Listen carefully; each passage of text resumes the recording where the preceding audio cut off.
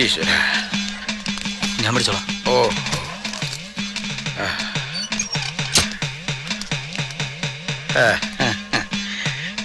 ഇതാ അവിടുന്ന് കൊണ്ടുവന്നതാ. വന്ദേ മുകുന്ദ ഹരേ ജയ പെരിങ്ങോടൻ ചത്തിട്ട് വർഷങ്ങളായി. അയാളോ? ആ ശബ്ദം, ഇടയ്ക്കയിൽ അതേ കാലം, താളം. ചർച്ചിതമാം നിന്റെ ദ്വാരകാപുരിയെവിടെ പീലിത്തിളക്കവും കോലക്കുഴൽ പാട്ടും അമ്പാടിപ്പൈക്കളുമെവിടെ ക്രൂരനിഷാദ ശരം കൊണ്ടു നീറുമീ നെഞ്ചിലെന്നാത്മപ്രണാമം പ്രേമസ്വരൂപനാം സ്നേഹസതീർത്ഥ്യൻ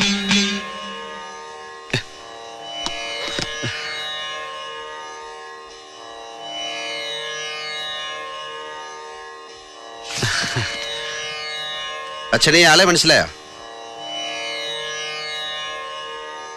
ഭാര്യയോട് ഞാൻ പറഞ്ഞു, പെരിങ്ങോടന്റെ അതേ ശബ്ദം.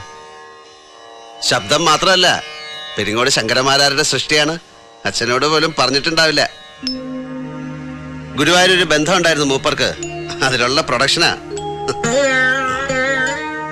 പേര് ഹരിനാരായണൻ.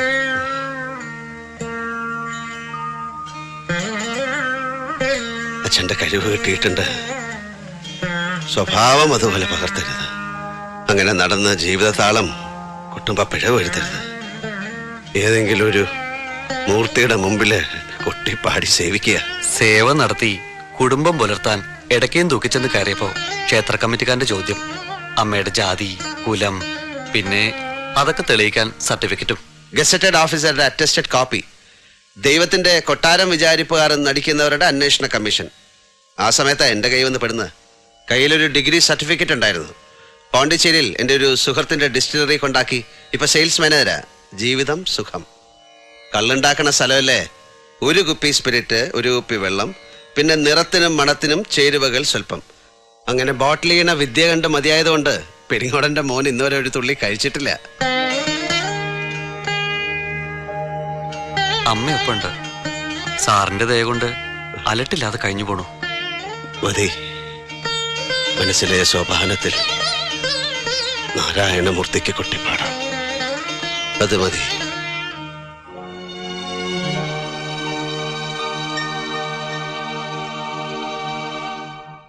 വരേ. ഓ നമുക്ക് വേണ്ട, എന്നെ വിളിക്കണ്ട. എന്റെ യാത്ര ഇവിടെ വെച്ച് തീരുക. ഇനിയുള്ള കാലം ഇവിടെ സുഖമായിട്ട് കഴിയാൻ തീരുമാനിച്ചു ഞാൻ. എനിക്ക് പുണ്യസ്ഥലങ്ങൾ കാണണ്ട. ഞാൻ ചത്തിട്ട് കാർത്തികേയൻ എന്റെ ചിതാഭസ്മം ഗംഗയിൽ കൊണ്ടുപോയി ഒഴുക്കും. എനിക്ക് അത്രയ്ക്കുള്ള പുണ്യം മതി. നിങ്ങളാരാ, മുൻ പ്രധാനമന്ത്രിയോ? ചിതാഭസ്മം പുഴയിൽ മിക്സ് ചെയ്യേ? വേണ്ട, അത് കുഴച്ച് പത്തിരി ഉണ്ടാക്കി നീ നിന്റെ ഉമ്മാക്ക് കൊടുക്ക്. പോളെ, വാരുടെ ബാഗും സാധനങ്ങളും അകത്ത് മുറി കൊണ്ടുവെക്ക്. ഓ, വാരക്ക് AC ഉള്ള മുറി ആയിക്കോട്ടെ, സുഖായിക്കോട്ടെ കാര്യങ്ങള്. എന്ത് പറഞ്ഞാലും ഉണ്ടാവും ഒരു തർക്കുത്തരം.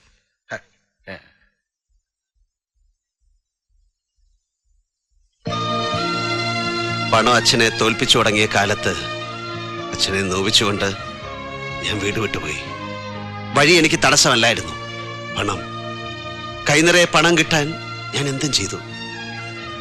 പക്ഷെ ഇന്ന് അത് മാത്രമേ എനിക്ക് കൂട്ടിനുള്ളൂ. കഴിഞ്ഞ 10 വർഷമായി ഞാൻ അനാഥനാണ്.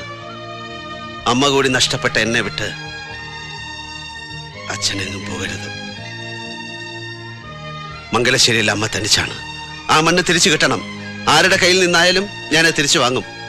മംഗലശ്ശേരിയുടെ പൂമുഖത്ത് എനിക്ക് അച്ഛനെ കാണണം. ഇനിയുള്ള കാലം മുഴുവൻ.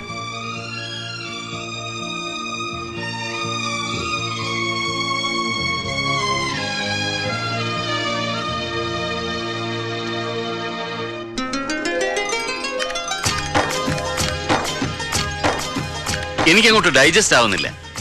ചിലപ്പോ ഈ പോലീസ് ബുദ്ധിയുടേതാവും. ഇത്രയും സുന്ദരിയായ ഒരു പെൺകുട്ടിയെ ഇതുവരെ ഒരുത്തനും പ്രേമിച്ചിട്ടില്ലെന്നോ?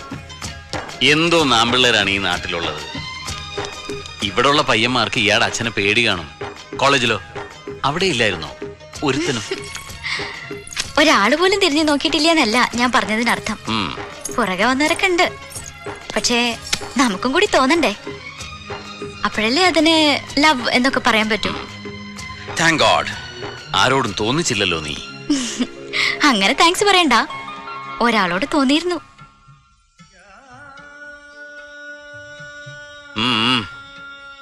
ഫെമിനൻ ക്വാളിറ്റീസ് ഒന്നും ഇല്ലാത്ത ആളല്ല എന്ന് എന്നെ ബോധ്യപ്പെടുത്താൻ ചുമ്മാ കഥ ഇറക്കണ്ട. കഥയല്ല ശ്രീനി, ഒരു സ്കൂൾ ടൈം തൊട്ട് ഡിഗ്രി ടൈം വരെയൊക്കെ മനസ്സിൽ കൊണ്ട് നടന്നിട്ടുണ്ട്.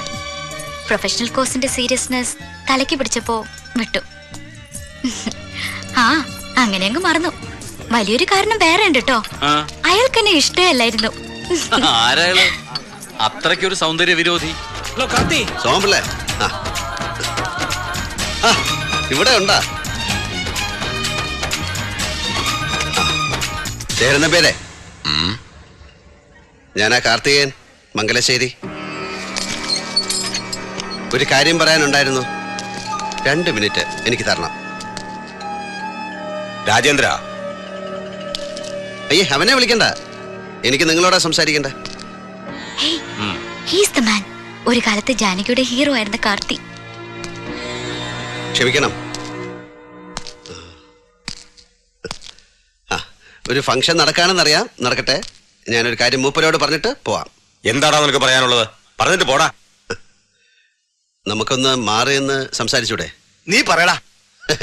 മാമന് ചേർന്ന് അനന്തരവൻ ഇവരെ ഇഷ്ടപ്പെട്ടതാ? അതെ, നിങ്ങളുടെ ബാങ്ക് അറ്റാച്ച് ചെയ്ത എന്റെ തറവാട് എനിക്ക് തിരിച്ചു വേണം.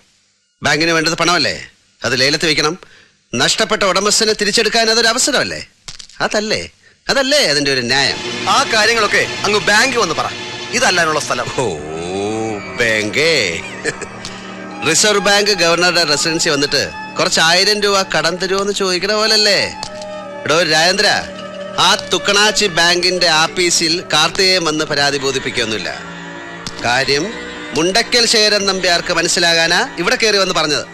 നമ്പ്യാരെ, ഈ കളി നമ്മൾ തമ്മിലാണ്. ന്യായം എന്റെ പക്ഷത്തും. അതുകൊണ്ട് തന്നെ ജയവും എനിക്ക് തന്നെ ആവണം. പണം ഈടാക്കാൻ നിങ്ങൾ ബാങ്കിന്റെ ഭാഗത്ത് നടത്തിയ നിയമ നടപടികൾ ഇവിടെ വെച്ച് അവസാനിപ്പിക്കണം.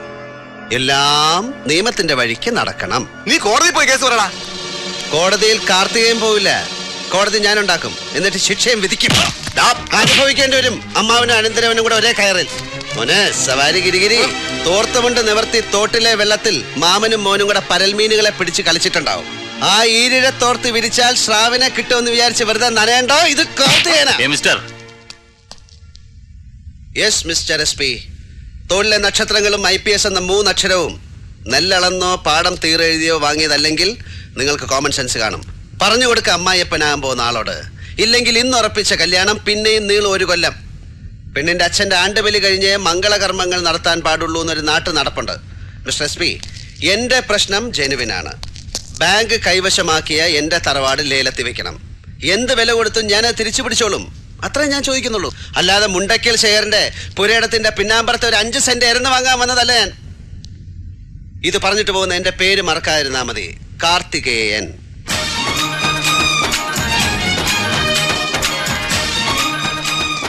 ഈ കളി ഞാൻ ജയിക്കാൻ വേണ്ടി മാത്രം കളിക്കുന്നതാണ്.